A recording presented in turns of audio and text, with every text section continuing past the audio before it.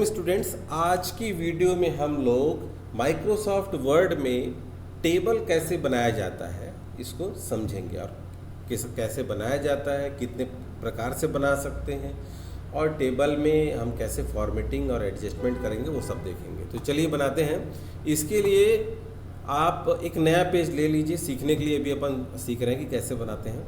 और यहाँ insert ribbon, ये जो इंसर्ट रिबन है इसके अंदर टेबल में आ जाते हैं। और टेबल में यहाँ पर देखिए सबसे पहला जो तरीका दिया हुआ है ये है सेलेक्टिंग सेल रेंज। मतलब यहाँ से रेंज को आप सेलेक्ट कर लीजिए कि कितने कॉलम, कॉलम हम सीधी रेखा को कहते हैं, रो आड़ी रेखा को कहते हैं। तो इस तरीके से अब देखें तो कितने 4 कॉलम और 3 रो सेलेक्ट हैं। तो यहाँ बन भी रहे हैं, पेजेस में हम देख रहे हैं कि पेज में बन रहा है। अगर अपन क्लिक कर दें तो ये टेबल इस तरीके से अप्लाई हो जाएगा, बन जाएगा। दूसरा तरीका है इंसर्ट टेबल। इंसर्ट टेबल में जा करके number of column, number of रोज ऐसी संख्या दे दें और ओके करें तो भी ये बन जाएगा। और कौन सा तरीका है, फिर से हम यहाँ आते हैं, ये है ड्रॉ टेबल। ये भी एक तरीका है। ड्रॉ टेबल में गए और आपको ऐसा एक पेन मिलेगा, टूल। इससे आप सबसे पहले ऐसा एक रेक्टेंगल बना लो और उसके बाद आप सीधी लाइन खींच के इस पे कॉलम तैयार करते जाओ और उसके बाद आड़ी लाइन खींच के रो बनाते जाओ। तो ये वाला जो तरीका है ना, इससे हम क्या होगा कि किसी भी तरह से टेबल को बना सकते हैं, बड़ा छोटा, या फिर बीच में आपको और लाइंस देनी है, सेल को बढ़ाना है, यहाँ पर इसको एक और देना है लाइन। ये इस तरीके से हम बड़े अच्छे ढंग से ड्रॉ कर सकते हैं। और लिखने के लिए क्या करेंगे, हम पहली लाइन जैसे क्लिक किए हम इस पर और कर्सर आ गया, यहाँ लिखते जाएंगे और टैब दबाते जाएंगे, टाइप होता जाएगा। यहाँ लिखते जाएंगे, टैब दबाते जाएंगे, टाइप होता जाएगा। तो ये इस तरीके से हम लोग यहाँ पर लिख सकते हैं और टैब दबा के। और अगर लास्ट रो में है और टैब दबाएं तो देखिए रो अनलिमिट मिलते जाएगा। टैब दबाते जाएं। और अगर बाहर आना है तो ये जो एरो की होता है ना, नीचे में 4 अलग अलग दिशाओं के ये जो एरो बने हैं उसमें से नीचे की दिशा का डाउन एरो अपन दबाएं तो ये कर्सर बाहर आ जाएगा। तो ये 3 तरीके हमने देखे, selecting cell range, insert table, draw table, जिससे हम लोग टेबल बनाते हैं। अब टेबल बना लेंगे तो उसके बाद देखिए आपको यहाँ पर एक डिज़ाइन नाम से मिल रहा है, एक रिबन और एक लेआउट नाम से मिल रहा है। तो लेआउट में आते हैं और देखते हैं क्या क्या यहाँ पर दिया हुआ है। लेआउट में आए, कर्सर यहाँ लगाए। अब यहाँ पर हम लोग ना ये डिलीट का ऑप्शन है, डिलीट रो। हम इस रो को डिलीट कर सकते हैं। कौन से रो को, जिसमें कि ये एक्स्ट्रा सेल बने हैं ना, चलो इस रो को डिलीट करते हैं। तो सेलेक्ट करने की आवश्यकता नहीं है, केवल क्लिक कर दें यहाँ पर, जैसे कि यहाँ पर लिखा है ना मेरा नाम VIKS, इस वाले पट्टी को, इस वाले रो को डिलीट करना है। तो यहाँ क्लिक किया मैंने किसी भी जगह पर और डिलीट रो करूँगा तो ये पूरा रो मिट जाएगा, पूरी एक आड़ी पट्टी मिट गई। वैसे ये कॉलम को मिटाना मतलब सीधी रेखा ऊपर से लेके नीचे।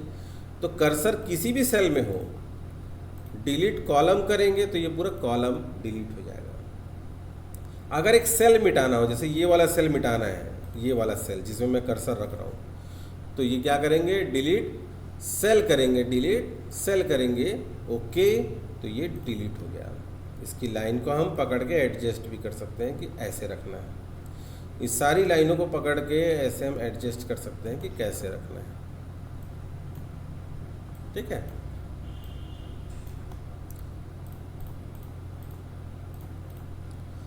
ठीक, तो ये क्या हो गया, डिलीट। और क्या दिया है, डिलीट सेल हो गया, कॉलम रो हो गया, ये डिलीट टेबल, पूरा टेबल ही डिलीट हो जाएगा। बनाया कैसे था, 3 तरीके थे, 3 में से कोई भी एक तरीका ले लो और ये बना लो। ये हमने टाइप किया, यहाँ पर लिखते हैं हम लोग नेम, ये हो गया एड्रेस, ये मोबाइल नंबर, और यहाँ पर जो है सिटी या स्टेट कर दिए। नेम ये राम है, एड्रेस क्या है, ये जबलपुर है, मोबाइल नंबर ये है, स्टेट MP है। ऐसे करके टाइप करते जा रहे हैं, टैब दबाते जा रहे हैं, टाइप करते जा रहे हैं। अलाइनमेंट वगैरह सेट करना है तो यहाँ होम रिबन से ये सेंटर वगैरह कर लो, बोल्ड कर लो, ये सब कर लो। फिर से आ जाओ, हम लोग कहाँ गए, लेआउट में हम डिलीट देख चुके थे, अभी देखते हैं इंसर्ट। मैंने क्लिक किया जबलपुर पे, यहाँ पर इंसर्ट अबव मतलब क्या हो रहा है कि एक नया रो इसके ऊपर आ जाएगा। इंसर्ट बिलो करें तो एक नया रो उसके नीचे आ जाएगा। इंसर्ट लेफ्ट करें तो जहाँ क्लिक किए हैं एक नया कॉलम आ जाएगा। इंसर्ट राइट करें तो एक नया कॉलम राइट पे आ जाएगा। तो ये इंसर्ट करने के 4 ऑप्शन हैं। ये देखो क्या है, मर्ज।